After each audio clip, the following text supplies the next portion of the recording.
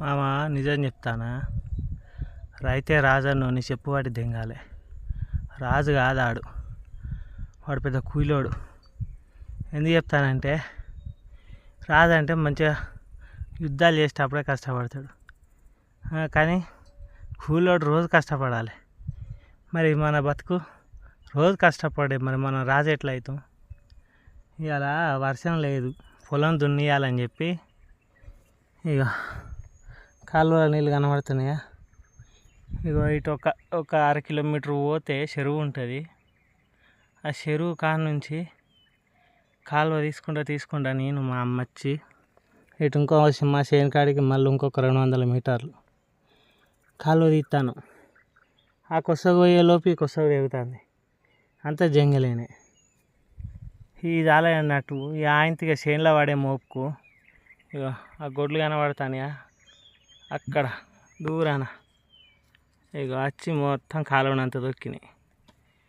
నాకు శాతం అవుతలేదు ఇక ఎండకు.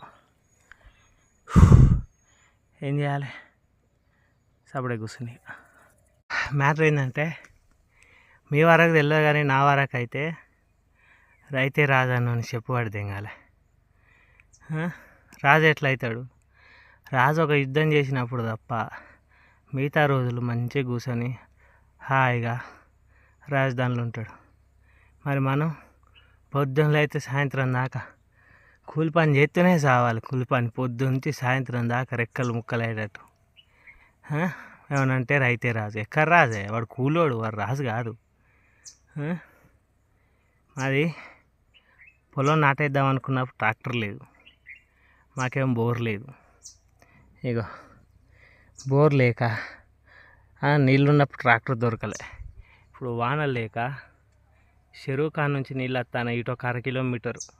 పొద్దున 8 వచ్చి కాలువ తోడు మొదలు పెడితే ఇప్పుడు దాదాపు 2 అవుతుంది కావచ్చు. రెక్కలన్నీ పోయినాయి నాయి మా అమ్మాయి. ఇటు ఇంకొక 100 మీటర్లు ఉంటుంది ఇక మా పొలం.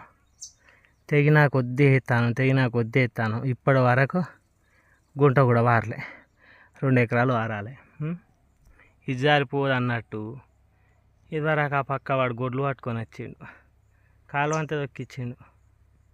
ఇక నాతోనైతే ఇక అవతారం చూపెడతా చూడు. ఇక మొత్తం